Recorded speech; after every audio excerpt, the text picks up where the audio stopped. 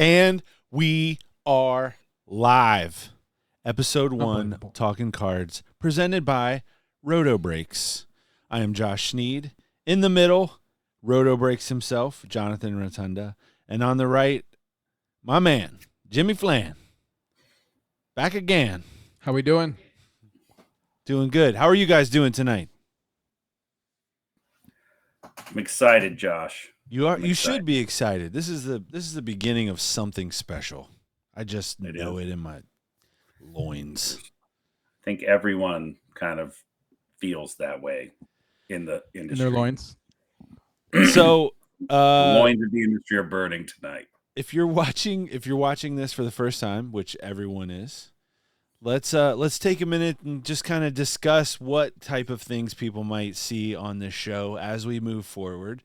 We'll give ourselves a little background as to who we are, and I think we should start with the man in the middle. I'm starting with the man in the middle. Roto, tell the folks about yourself. Hobbyist,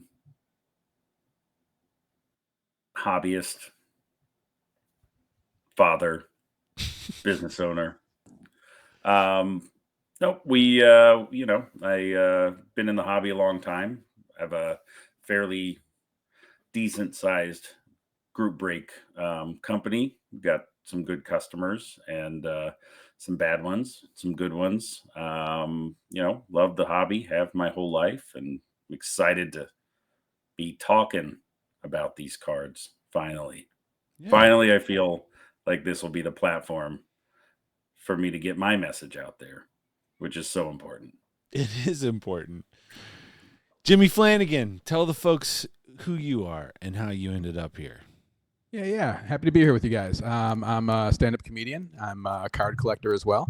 I started when I was a kid, very early on. I left for a while for my 20s and 30s, like so many did.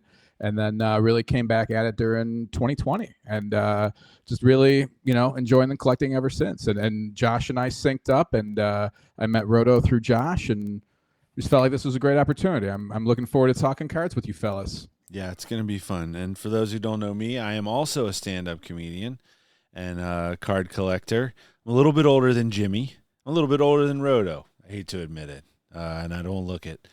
But same thing. Got hooked. 85 Fleer was the first packs I remember purchasing when I had expendable income as a 8-year-old here in Cincinnati, Ohio, and then I've been hooked ever since. I also took a break after the junk era, as it's commonly referred to, and also got pulled back in during COVID. So I don't know if we should blame the pandemic or thank the pandemic for getting us back into this wonderful hobby. Depending on the day, I'll do both. Was that 85 Fleer on release day? I don't think so. They were at the local drugstore. And Woolworths. What's that? Woolworths, I imagine. It was a Revco. Mm. I don't know if that was a regional drugstore or not. Were you at the soda fountain? It eventually be. What am I? 75? Chocolate choppy. We had just come off a night at the soda fountain after a long sock hop. I don't know.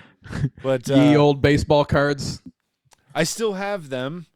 And you guys know this story, but I still have them, and they are completely worthless because my mother put my initials on the back of them so that I would not get them confused with my neighbor's cards. That's my favorite story. Well, I'm glad it's yours. I don't know. I'm sorry. I mean, first of all, they're also 85 Fleer, so that's not the only reason they're worthless, right? I feel like that was kind of the lead into the junk era. The greatest story ever told. Isn't there were some good rookies that year, right? There was Kirby Puckett was a rookie that year, I believe. I believe Barry Larkin was a rookie that year.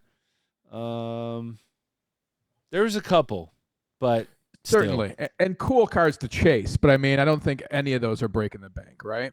No, I could definitely rebuy them, but it's more fun to know they're mine forever. You could rebuy them and put your name on them again without impacting the value.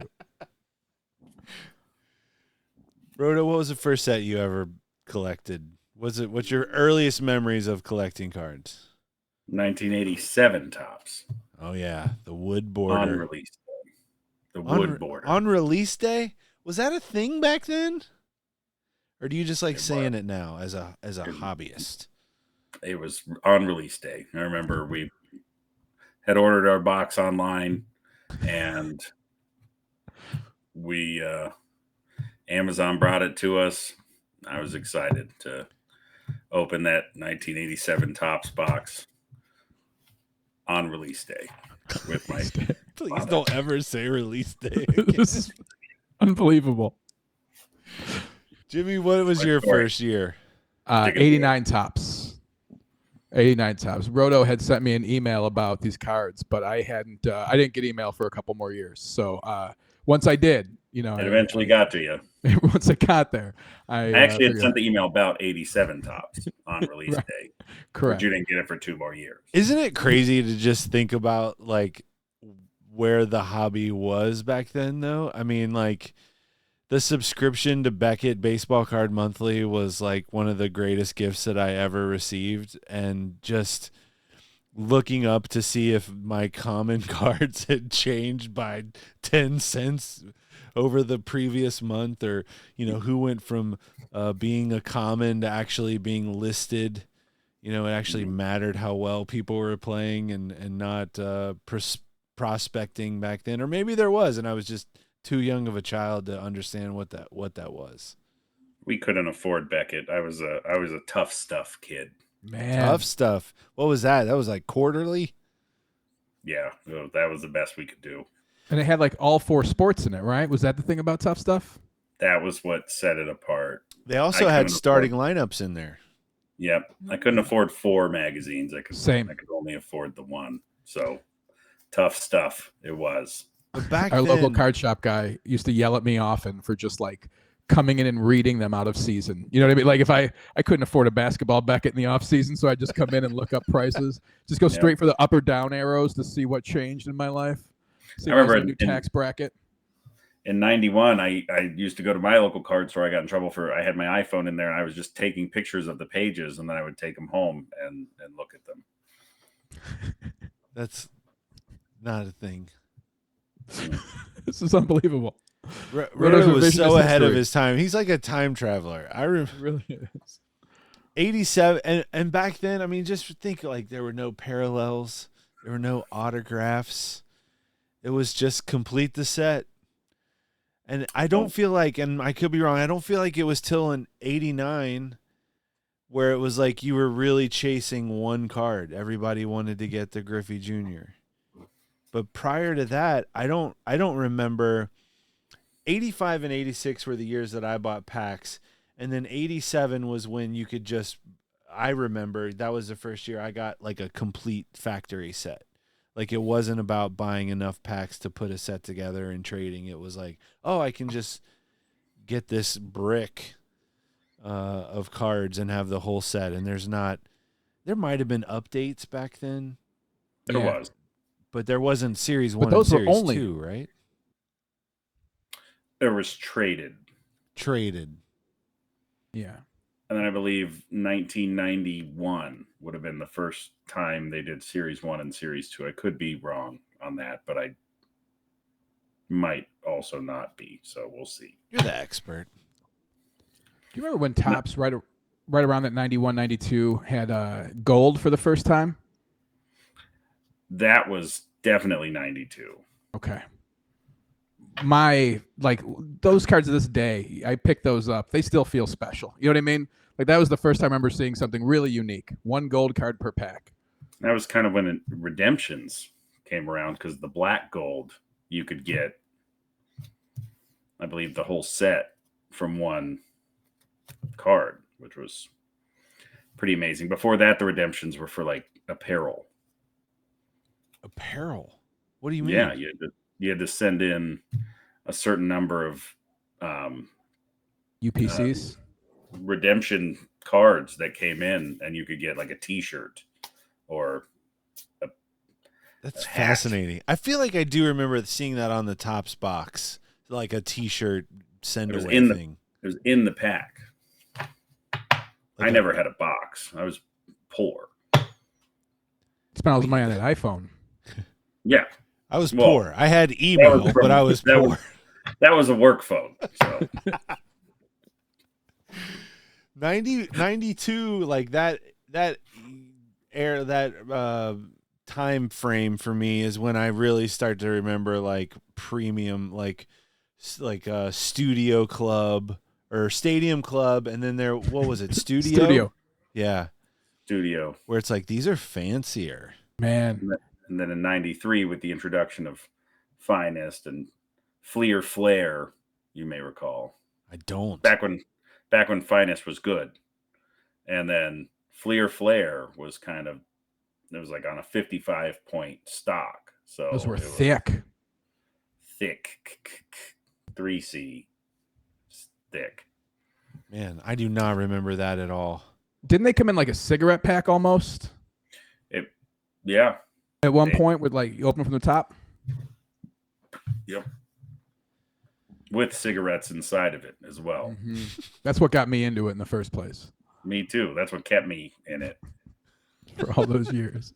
I was on my way out in 92. My brother-in-law right back in. tells a story that he figured out, and maybe more than he did, but I certainly didn't, figured out a code that in packs you could see one card, and because of the way things were kind of collated, you knew what the other cards in that pack were based on the one you could see, and he could always pick out which ones had the Griffey Jr. in them and buy those. I don't know that that's true, but in the 86, 87 Fleer basketball set, there was definitely a sequence to it. So you'd know if a Jordan was coming or not. And I know to some extent there's some truth to that because there's still people selling like the cello packs. And if there's a certain person on the front of some of those cello packs, it may not be a guarantee, but you're pretty certain that certain cards are inside. Right. But the upper deck ones were foil. That was true. Kind of it. So you couldn't see through those. Not on the upper deck, correct. Unless you were at Hogwarts. Mm-hmm. Well, you had email. Maybe you knew. Maybe you knew about the serial number. Well, on the forums, we weren't really talking about it at that point. On the bulletin boards, the dial-up bulletin boards. You're a sysop.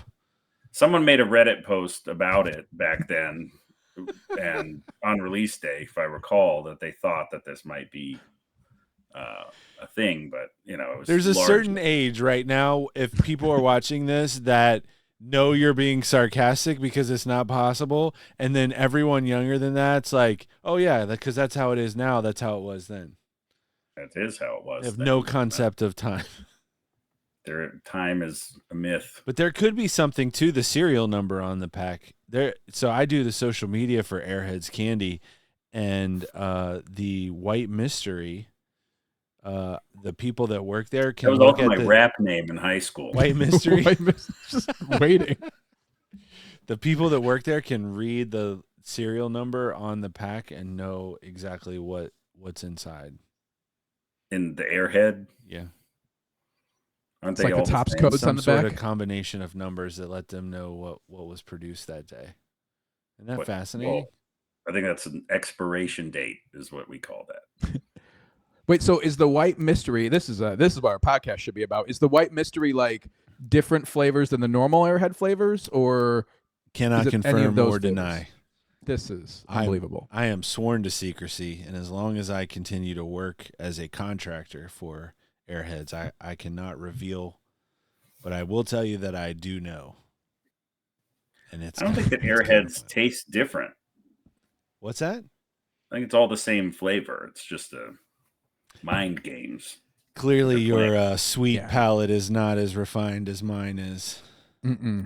There's clearly a difference. Although this is a fun fact, the Mountain Dew Voodoo flavor for this year is cherry Airheads. That was revealed yesterday.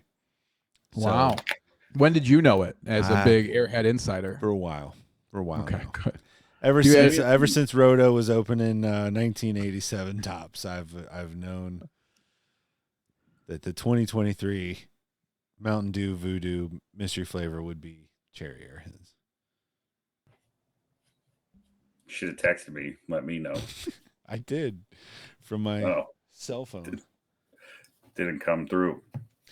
All right. So you kind of get the gist of what we're doing here. We're a bunch of buddies hanging out, talking about cards. You see where our sense of humor is lie. Big fans of sarcasm, clearly. It's that guy in the middle.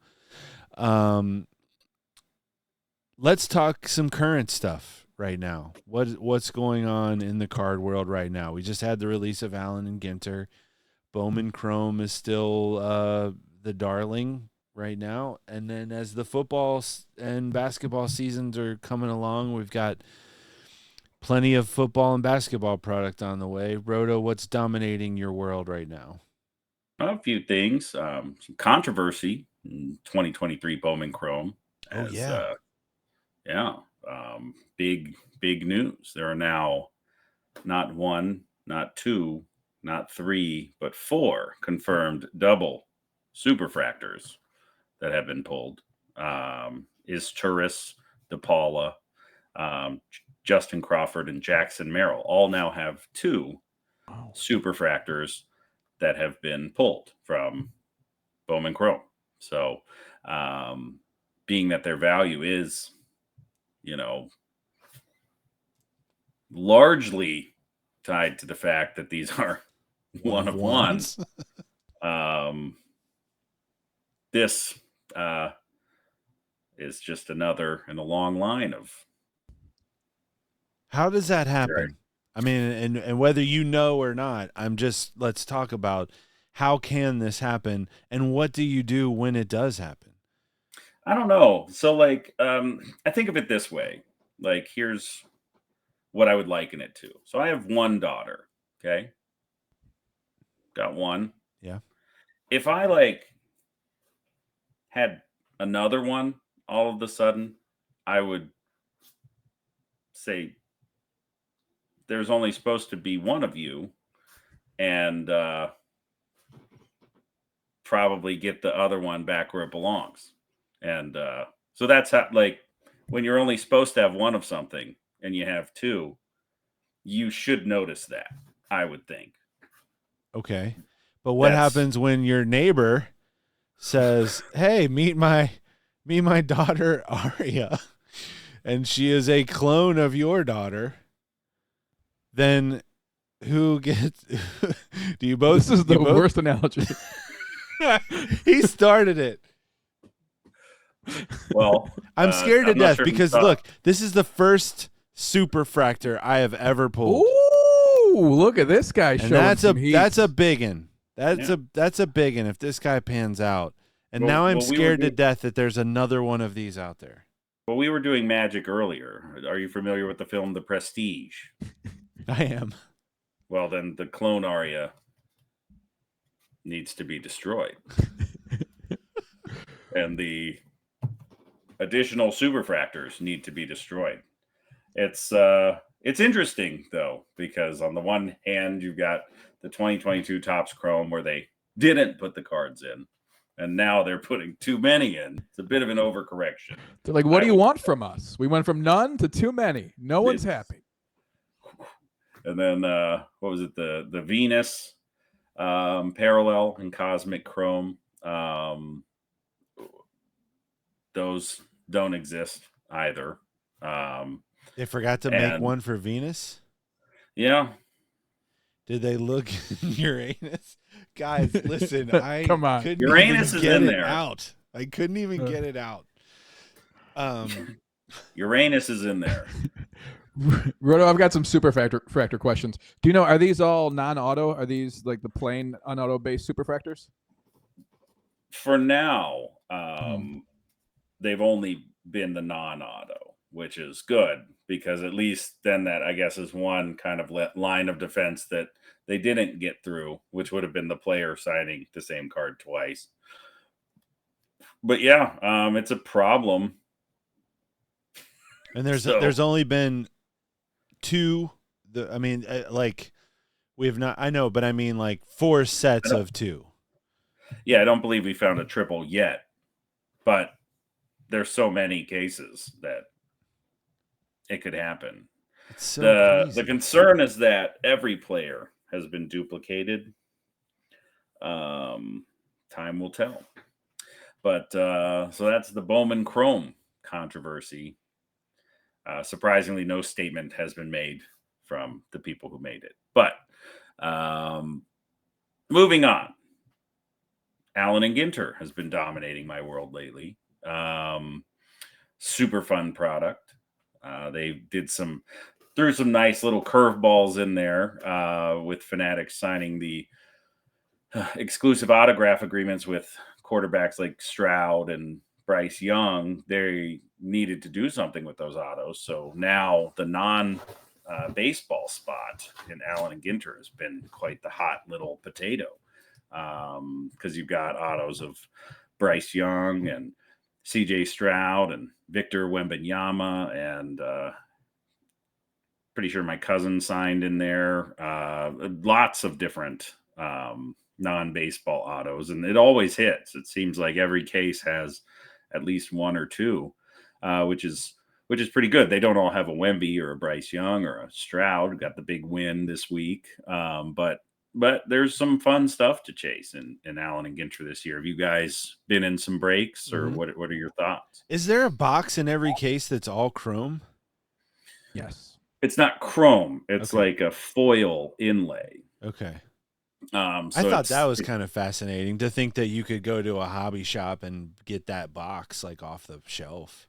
Yeah, and some of those cards are selling very well. Like the foil inlay Wemby is doing like $100 or so, and that pays for the whole box. Which in this day and age, it's rare to hit a card, to have a good likelihood of hitting a card that will pay for the box. But a lot of the rookies have been selling well. Gunnar and Adley and Michael Harris, they're all, and you can get multiples of these guys in one of those hot boxes. So it's definitely a very cool chase that they put together there.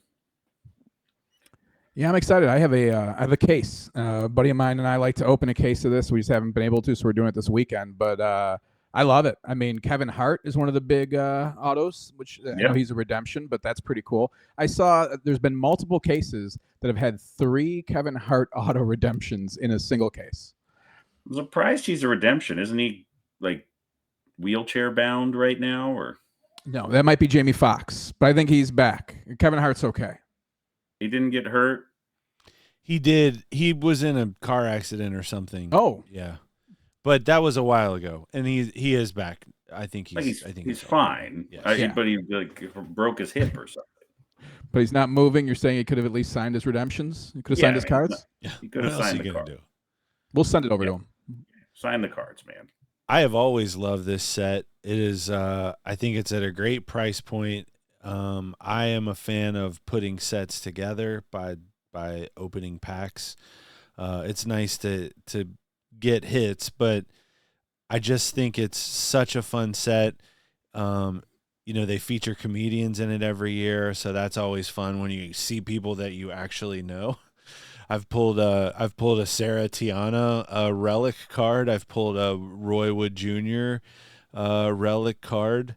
So when you pull a card of someone and you can text them, Roy's he told me was a piece of a Cubs jersey that he wore when he threw out the first pitch at Wrigley Field.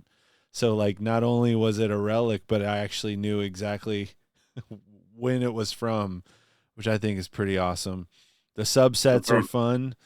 I've never understood how to collect the minis. There's so many variations of those with the blank back and the black border and the Brooklyn back, and it's a lot of stuff to follow. But that's what I think makes that product fun. Is that you can just look for these little nuances. So throwing out that first pitch didn't mean a whole lot to him then, right? Yeah, clearly. He just gave away the jersey. It's one of the times he threw out a first pitch, I guess. Big White Sox fan. No, he's a diehard Cubs fan. Poor guy. I had a similar story. I pulled a Jimmy Pardo relic in 2021. He's a comedian who's a friend of ours, and I texted him and asked him if he'd sign it for me. And he wrote back, "Please stop texting me." So that was nice. You know Jimmy Pardo's humor. It's perfect. Yeah, it's like getting roasted by somebody that roasts. I mean, I would say like a Don Rickles, Like but a to Don us, Rickles, yeah. Yeah. It's pretty good. I wasn't sure what kind of reference we should try to throw out to people on Twitch. Don Rickles is like a modern day Joan Rivers. It's like Matt Rife roasting you. A real There you Shucky go. Green. There you go. Matt Rife. He's the latest and greatest. Now, one of my biggest pulls I've ever had came from an Allen and Ginter box. It was a Shohei Ohtani mini window autograph of his rookie card. Wow. And that was a big deal for me to pull that out of that product. Did I grade that for you? You did grade that for me. Should have stolen Thank it. you. I pulled a Vlad Senior Jr. Booklet dual, patch auto last year. That was, I mean, just a very cool random thing to get, Yeah. AJ on I love those hits. AJ on loop today pulled a Stegosaurus bone. Man.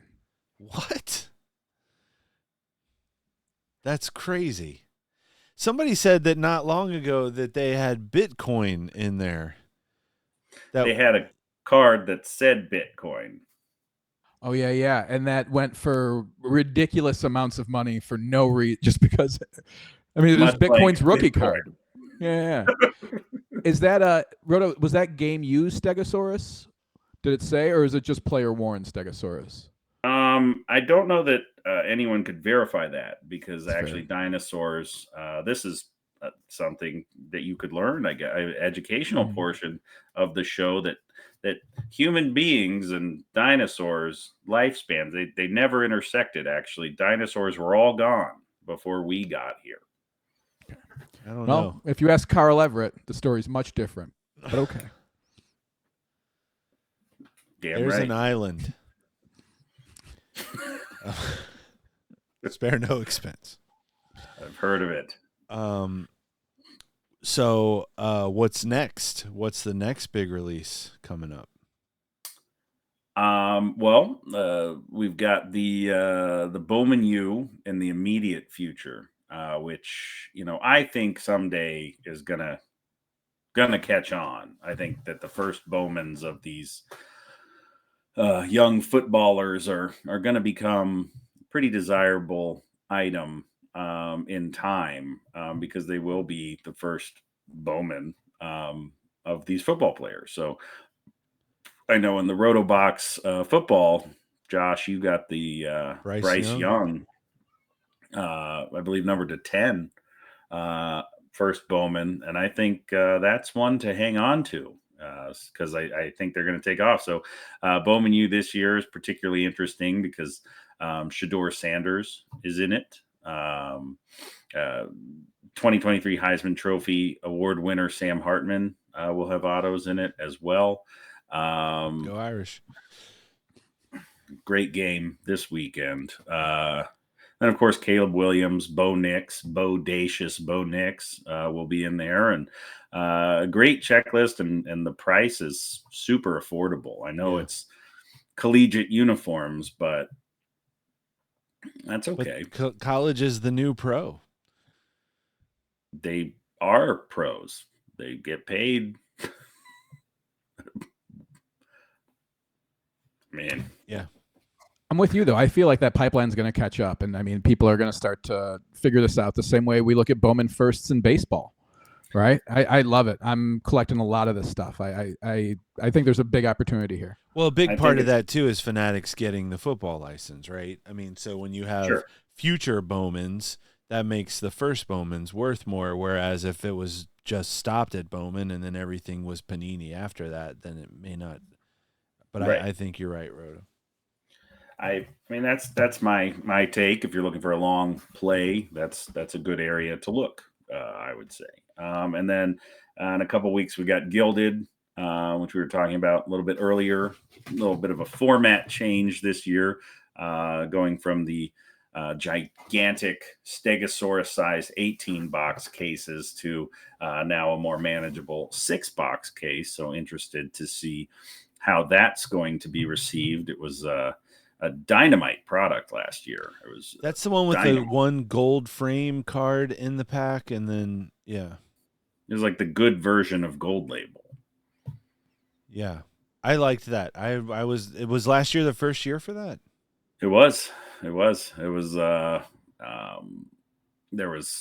long delayed. They actually got shipped to us, and then we had to ship them back. There was some kind of issue with it, but by the time we finally got it back again, and then we're able to break it, they really nailed it, I think, with that one. And a couple products, the Cosmic and the Gilded last year, they really hit it out of the park with. So I'm interested to see. Cosmic this year was a pretty strong follow up. It was obviously a little different because the price point coming out the gate was a little higher than it was last year, but so you don't really have that organic kind of market increase when you're starting a bit higher. So hopefully Gilded, they have a strong follow up to it. I'm excited to see. Roto, how often does that happen where they send you product and then you have to send it back? Was that the first time? That was the first time, yeah. Never really got an explanation. And these boxes were not small. I mean, it was like 18-box case? Case as big as my big case, Big one. So it's a family show. Yeah. Large. Bowman Draft, when does that come out? That's the one I'm excited for because that's the one where they're going to be putting in. I could be wrong on this, but I don't believe it. Yeah, I don't believe that comes out until December. I could be wrong, but Paul Skeens hopefully is going to make it into that one. Pretty exciting. But yeah, Tom Brady, the card everyone's been in. Card we never knew we always wanted, the Tom Brady Montreal catcher's uniform card. Jimmy, you're muted. Nope.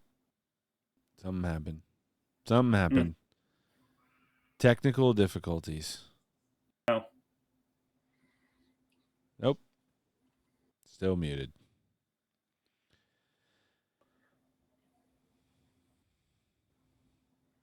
He's doing a bit right now. He's doing a silent movie bit. Nope. Well, he has no idea what's going on. Rest in peace, Jim Flannigan. He made a deal with an underwater sea witch. He'd fallen in love with. You guys could have moved on. You didn't have to sit in that the whole time I was gone. I was trying to tell him the story of the deal you made with the sea witch. That's how it all began. Yeah. Have you pulled any of the Babe Ruth first Bowman autos? Or not autos, excuse me, but any Babe Ruth first Bowmans? I have not pulled the Babe Ruth first Bowman from 2023. However, I did pull a Babe Ruth first Bowman from 2016. So. Go on. I pulled that first Bowman in 2016. Does that one say first Bowman on it? It does not. It's so weird. But it was technically his first Bowman. Who am I to say? The guy who pulled it. Who am I to say? It doesn't say it on there. Fair enough. But now it does. And so who do you collect, Roto? Been pretty let's see. I mean, I've been collecting Judge since back in 1987, basically. That was one of my first that I pulled from the packs back then. So Aaron Judge, and then Don Mattingly, another I really like. I had a really nice pickup at the Burbank show from Black Jaded Wolf. Sharon, a good friend of mine, sold me an Arya Stark autographed Maisie Williams PSA 9. Got a banging deal on that. So got that one. We've been pretty into Disney lately around here. A little Cacawow. Yeah, that's about it. And How about you? the having access to it. I know that, as we talked about before, Biggie Small says never get high off your own supply. It's one of the 10 crack commandments that we all know. Yeah. I just I always wonder, like, if I have a big supply here as a breaker, if that scratches the itch enough that I don't find myself overspending on cards because I have that, even if they're not mine, that just sort of fun of opening a pack and going through the cards, even if I have to ship them to somebody else. Is that the case, or do you get that itch to open something for yourself?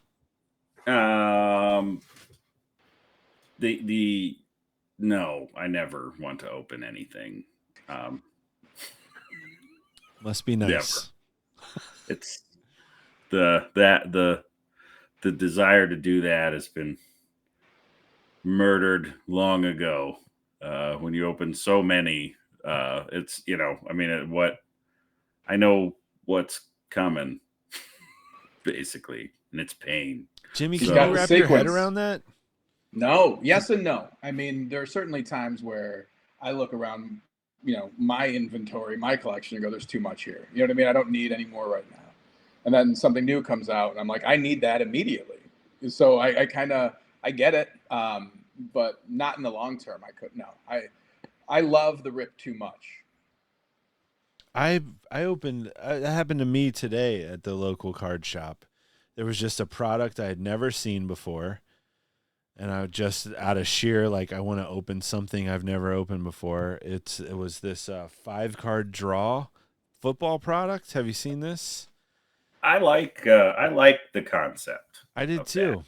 I did too. I didn't really get anything great out of it, but it was a really fun product to open. So it's a really sweet looking box. It has 5 cards in it, and one of the cards is numbered to 5, one is numbered to 4, one is numbered to 3, one is numbered to 2, and then there's a 1 of 1 in there. And they're all autos of collegiate, some are now professional football players. Yeah, I believe you could hit a Stroud in that, Mm-hmm. and Bryce Young also. But no, we have a case of that available soon on Roto Breaks on Loop the app. The But presentation of it is great. Each card is individually wrapped with a 1, 2, 3, 4, 5 on it, and it's just a neat product to open.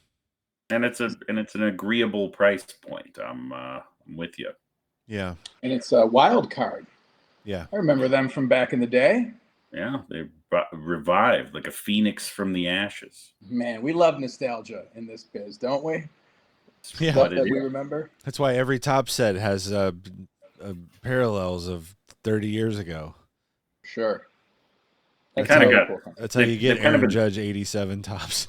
they've kind of been stuck on the 87 design for like the past 5 years.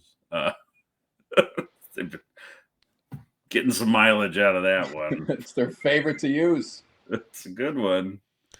They Well, knew you it was sent him my that first. email back in the day that said we should bring this back as often as possible. I like I this think it got border. caught in my outbox, and it just keeps firing at them yearly on release day that they should be using those.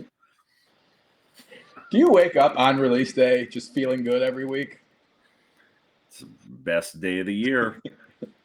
It's like Ford Truck Month. It's like 89 days of the year is release day for something. It's more like Groundhog Day. Just can't escape.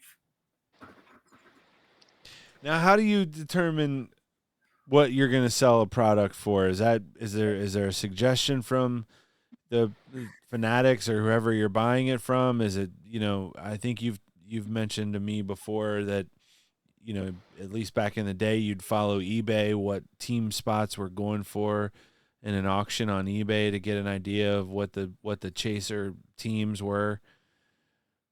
What's your process? Yeah, no, Fanatics gives us no guidance as far as pricing or anything like that. We're pretty much on our own as far as pricing it. I normally take a pretty deep dive into the checklist and get an idea of the relative strength of each team. You kind of figure out what you think fair market value of the case would be, and you kind of divide that by the number of teams there are, and that's kind of your baseline price. And then the above average teams you raise, and the below average teams you lower, and then you keep fiddling with it until you've got something you think people will buy. That's pretty much it. But will it change a lot during the life cycle of like a product like Bowman Chrome, for example? It's out for a while. You'll see some it'll change swings. Yeah, I mean, if you're any good, you're pretty much updating it daily. I mean, if you've done 5 cases of Bowman Chrome or whatever, and for whatever reason the Blue Jays are the last team to sell every single time, there's probably a reason. Your price needs to come down. If if every time you post a case the Orioles sell in 2 seconds, well, maybe you're underpriced in that area, and that's what you gotta pay attention to. So you got to constantly be following the market on that sort of thing, because it happens. You'll notice if you're ever on loop watching a break fill, it's normally the same 4 or 5 teams at the end. Well, those teams are normally not priced well, and the same teams go in the beginning. Like, even for instance, it feels kind of weird, but with the Allen and Ginter, the non-baseball spot, we started it at 400. It sold immediately. We raised it to 425, sold immediately. We've got it up at 475 at this point. Still, it's the first team off the board every time. I mean, but then you kind of get to a point, well, am I going to charge $600 for this spot? And maybe you need to. And then the Rays, which are completely unsellable right now because Wander Franco played all 9 positions for him for the past 5 years, is the only person on the checklist. You need to make the Rays basically like $5 in order to sell them. And it's a never-ending, it's alive. Sometimes you even change the prices during the stream. It's sure. Just to get it filled out. But you got to have some kind of understanding, and it's nice when you're kind of dealing with, like, say, 2023 products. Well, they're all going to be fairly similar checklist wise, so the weight of certain teams is not going to change too much from product to product. It's just how much is the average that's going to change, and then it's based on that. So obviously, like something like a Dynasty versus something like Chrome Black, you just kind of multiply it upwards that way. It's amazing though, the way that a team's where they fall on the order of most desirable can literally change in a year. I mean, you could probably give away the Orioles a year ago or the Diamondbacks, and now they're the 2 most expensive teams. I mean, that's kind of how the competitive balance is set up, Joshua. They the worst teams are awarded the better draft picks, and then in turn should have the better prospects, which would ideally begin to raise the worst teams to start to compete with the better teams. So it's that way across the board with all sports. I really wish your microphone would quit working right in the middle. It won't. But it is good. The worse the team, that you would hope. No, I do understand the way that the draft system works. How long after dinosaurs were people? I mean, had to have at least been 7, 8 years at least. I mean, I think most of them were gone. That makes sense. Yeah, no, that makes sense. 7 or 8 years. Thank you. That's we're almost caught him. Also, why did Roto in his contract, why does it say that he has to be taller than us in this video? I feel like it's unfair. I'm a tall man. I can literally bring him down in the stream. I can literally just nope, we don't want to do that. That's okay. Let's not tear this whole thing down. Many have tried. Let's bring him down here. Let's get him down Get here in with line. us. There you go. One of my favorite findings of late, though, has I've had a lot of fun with your Rotobox breaks, which I love the idea, and I'm not trying to shill for you, but I love the idea of the value there. You know what I mean? Like, it's not just 1 year's product. How is your team's checklist? I love the idea of something that's probably a little more stable long term as well. I think in a lot of cases. How have those been going for you? Explain what it is too.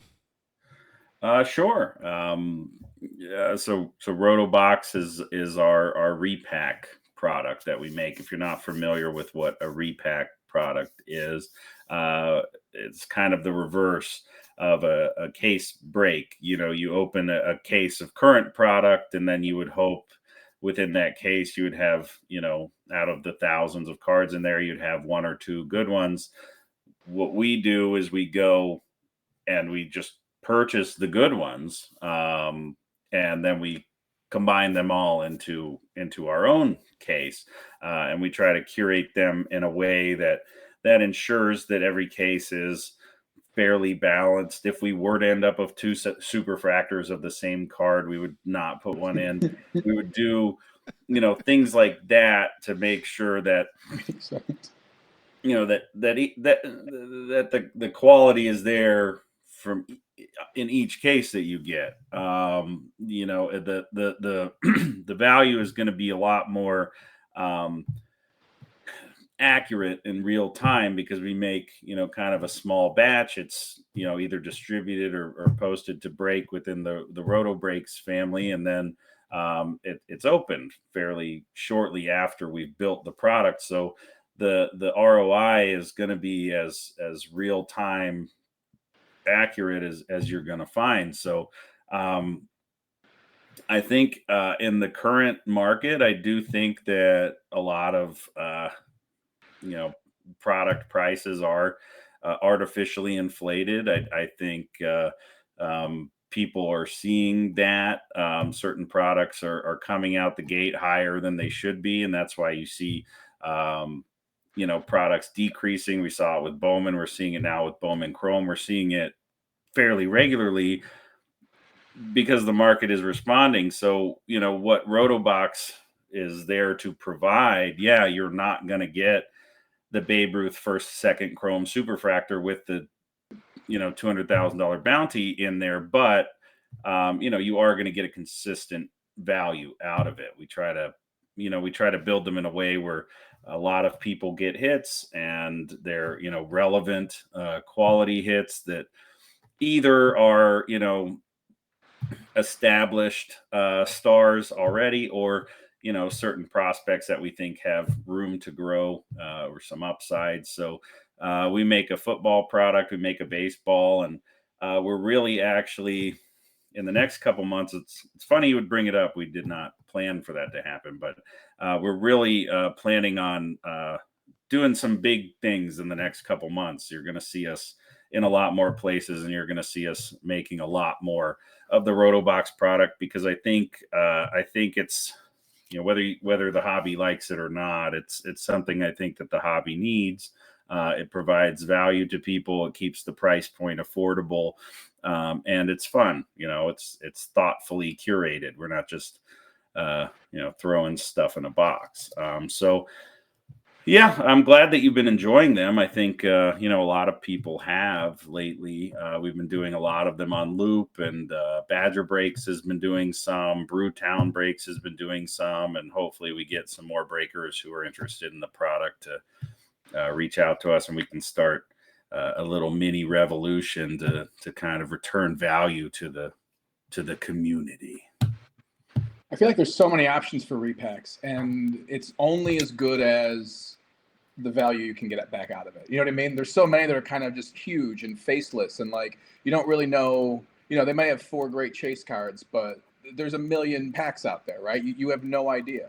I like the fact that these are like tighter, you know, they're smaller quantities. They're each done individually, so it's not this big amorphous thing that you can't, you know what I mean? Like, you know that you can get something out of this. And do you feel like you're Do you feel like there's a certain level of trust that maybe some of those other brands don't have because you are a face and you do put yourself out there as like, I'm a real person and here's how you can get a hold of me, versus like maybe some of these other ones that just have a name and a logo and you're not really sure who's behind it? I think, I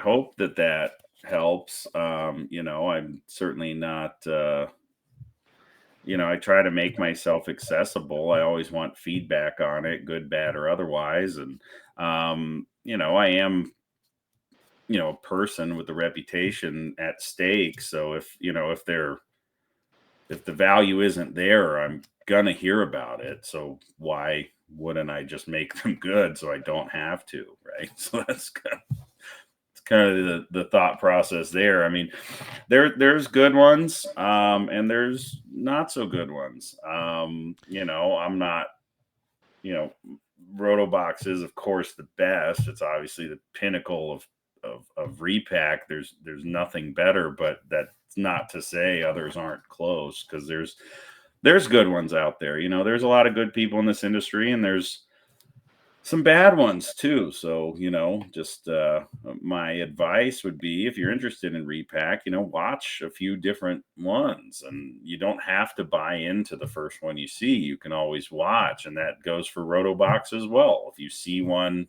streaming somewhere, watch it and see what's in it. And then if that piques your interest, the next one's gonna be of similar quality. So, and there's a lot of fun ones, and there's different philosophies on them. There's ones that like the big chase. There's certainly a place for that, where you could, certain ones you can hit like a $15,000 card for $300. The issue there is that one person out of 300 is going to hit that card. But all you need is 300 people who are willing to take that risk, and there you go. I mean, and that's what they signed up for. That's their entertainment. That's the way that they collect, and that's perfectly fine. We don't build it that way. We'd rather maybe we're less exciting in that way for that one person, but we'd rather have, you know, multiple happy people versus one extraordinarily happy person. And I think the Aria box version of the Roto box really pulls in what you're talking about right now, because you add the packs, and it makes it more fun if you don't get one of the 6 to 8 chases. You still have Sure. a chance to pull something for whatever team you got. You don't necessarily feel like you're walking away completely empty-handed, which I think you do get with some other products. Yeah, the Aria box, little explanation on that. Like, I know you see it and it's kind of a weird name. Like, what would that be? Back during the pandemic, back in 2020 or so, cards were, I mean, just through the roof. Everything. It didn't matter what the product was. It was doubling, tripling, quadrupling. It was like prices were going through the roof, and I had a lot of people reach out to me during that time, tell me like, I love watching the breaks. I'm just priced out. I can't afford to do this anymore, because when every break of every new product was $200 a spot, it's it it makes it alienates people. It makes it to where they can't collect anymore. And then there was like kind of this vibe of like, the hobby's gonna die because the kids can't buy into anything, and like there would be no future of the hobby. And so my thought was like, oh, that would suck if like Aria couldn't collect cards if she wanted to, if she couldn't afford them. So I said, why don't we make a little mixer up that is kind of designed to be more entry level. And this was back in 2020, 2021 time, way back when. This was before the internet was invented. We So I said, I sent out in my newsletter that I mailed out, a series of boxes. And I committed like, okay, let's put together like a quality mixer in some way that has good potential. And let's make sure that it's under $60 a spot for a random team. and let's do this, 2 or 3 times a week, every week. And people could really look forward to it. So we called those the Aria mixers because that was, that was kind of, I guess, my thought behind it was like, it's not that it's for kids, but it was just like, for the to keep the hobby alive for the people who have less money to spend. So anyway, fast forward, we were making roto boxes at the time, and people were familiar with the Aria mixers. They've been stuff of legends in the past 2-3 years. So I said, let's make Aria her own little roto box, and let's make sure that we can sell a random team for $55, which is right smack at the price point that we were at for the Aria mixer. So that's where that name came from. I know it doesn't clearly describe what's inside the box, but whatever, that's what it is. So that's where the Aria box name came from. And in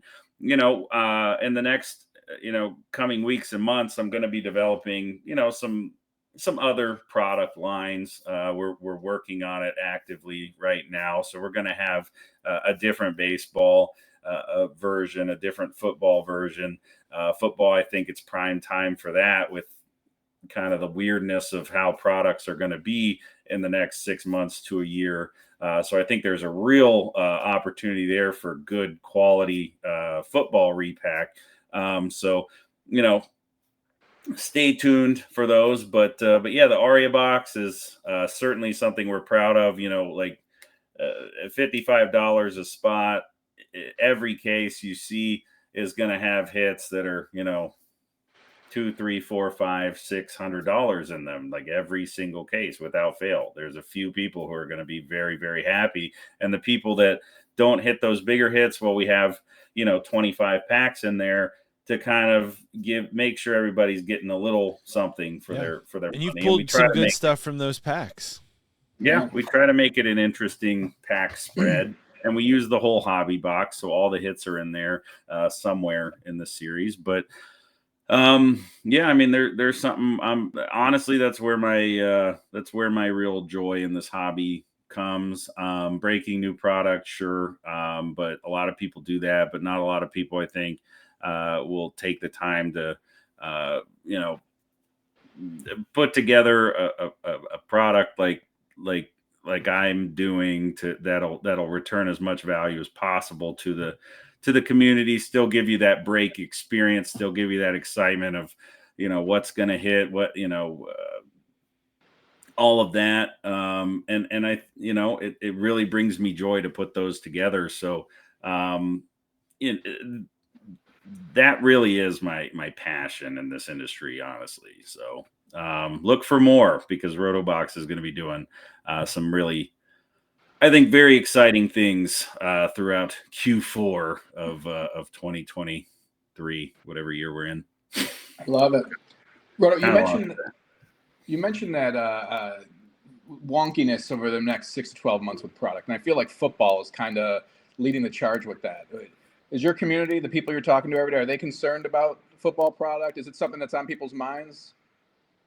My community specifically, we don't have a huge football following, if I'm being perfectly honest, but there are people that collect in there, and sure, it's very strange. I mean, we've got football products coming out now where really the only key rookie that's signing anything is Anthony Richardson, and you've got Allen and Ginter with CJ Stroud and Bryce Young in it. So okay, that's not really a football product, and it kind of goes full circle of what we were talked about with the Bowman U. Those are that you can get certified football card autographs of those guys in there.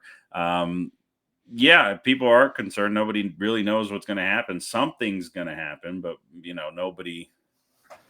nobody on my level knows what it's going to be. Someone does, but it's not us. I mean, I'm sure in time, Topps Chrome football and Triple Threads football and Finest football, that's all going to come back. But the question is, when? Is it going to be 2023 product? Is it going to be 2024 product? Who knows? Well, we're right at an hour. I think it's a good time to start winding down this first episode. We talked about coming up with some different segments that we could have as reoccurring. So I thought I would bring one to the table this week, and if you guys have one, you can do it too. But I'm going to be putting you on the spot because I've had a chance to think about it. But I wanted to do a segment called Guy to Buy. So who's a guy to buy right now that you think's at a good value with a lot of upside? I will tell you, for me personally, the one that I've been buying a lot of lately that I think is at a good price point is Yoshida from the Red Sox. I think he is at a great price. I think being a 30-year-old rookie means that he's not going to have decades worth of cards to compete with, and that he's always going to sell in Japan. So Yoshida is the guy that I'm buying right now. I like it. Are there any guys that you want to share that you might be Roto? I know there's a certain Rockies prospect you've been touting for a while. There is, but I'm going to say one that you may not think. I think a guy to buy right now with today's news that's pretty interesting, someone who I think is one of the best that we will ever see play the game, and was recently traded, and I think is now part of who I would call the favorites to win the NBA Finals. Damian Lillard is going to be my guy to buy. Damian Lillard, of course, the newest member of the Milwaukee Bucks, absolute killer on the court, and he has been marooned in Portland for long enough. Now he has a bona fide. Honestly, now Lillard is probably your number 2 option when Lillard is probably a top 5 player in the NBA. I'm really excited for this trade for Milwaukee, and I think Damian Lillard is my guy to buy. I love that. I love that team. I'm very happy to be holding a bunch of Giannis stuff right now. I felt like he was he got a little more affordable last year, and I picked up a few things of his, and I'm really happy to be doing so. I think right now, and I'm very biased, this is one of my guys. I'm probably going to create myself some competitors on eBay auctions, but Luis Robert. I think that the season he just put together, I think it really shows the type of talent that this guy is. This team is bad. No one's going to care about him for a while. I mean, this is someone who had all the hype in the world and it came down. I think it is a very good time to buy someone who I think is going to be a very good player in this league for a long time. Future Yankee great, Luis Robert. Future Yankee. I also know it's hard to, to like give financial advice on these things, but that's someone that I think is going to be good. Yeah, I'm just asking you to speak for yourself. It's just, I always find that stuff fun, especially these Bowman products that come out. I mean, you're talking about some of these guys are. I mean, Salas is what, 17? Yeah, I mean and then they got the guy from the Giants who's like 17 or 18 and already at AA. I mean, it's like insane. And if you don't have that kind of knowledge and you open these products, it's like you don't know who do you penny sleeve, who do you just throw in the pile, who's like, go ahead and top load it. I think it's fun to see who's done some research and if you got a little inside track on somebody that might be flying under the radar. I'm not going to say Damian Lillard is flying under the radar, but it's not. But you get my point. I certainly think that he is undervalued for someone who is an absolute first ballot Hall of Famer and one of the best shooters that we will see. I mean, he is a absolute pleasure to watch play the game of basketball, and I'm excited to see him actually be on a contending. I think they are. I mean, they've in my mind they're the favorite at this point. So yeah, I'd like to see him get his ring. Dame Dollar. I was at a card shop here today, and I saw a really interesting one that I thought about a lot since then, and kind of wraps it up too with Allen and Ginter. Theo Epstein, Allen and Ginter mini autos. They had a couple of there, and I feel like that's a guy who orchestrated ending the drought in two of the biggest baseball markets on the planet, right? Like the type of guy who's going to, I feel like there's going to be long-term remembering of everything that Theo Epstein did for those two markets. And I just That thought there's a player said, there one day. I don't know how much upside Theo Epstein has at this You point. don't think at some point? I think that's a very long game you're playing there. But a cool card to add to any collection. All right. All right. So as we really put a bow on this, Roto, how can people find you? And what's the best way to look you up? Easiest way, check us out on Instagram, just Roto Breaks, or if you check out Loop the app, we're on there. We've got Roto Breaks, we've got my channel, Roto's World, and then of course we've got the affable AJ on AJ Breaks, presented by Roto Breaks. So we've got 3 different channels there. We do baseball and football mainly, but yeah, Roto Breaks on Instagram will keep you up to speed. Yep. And if you're on Facebook, the Roto Break Shaka Bowman is always a good source of content for the news feed. Jimmy? Yeah, no, just Jimmy Flann or Jimmy Flann Cards for my card stuff specifically. I'm always posting clips and have some new tour dates up and stuff for stand-up, so check me out there. Super funny. Definitely check him out if he's in your town. And I'm at Josh Sneed on any social media platform that you care about. And as I say, add me on LinkedIn, and I will be happy to tell people you know how to do all the stuff that you say you do, whether you do or not. I don't care. I'll endorse you 100% every time. So we are going to be expanding this. This was a nice, fun first episode. We're testing it out on Twitch. We will also be broadcasting on Facebook and YouTube as well. You can reach us at Talkin Cards Pod on all the social media channels. So give us a follow there.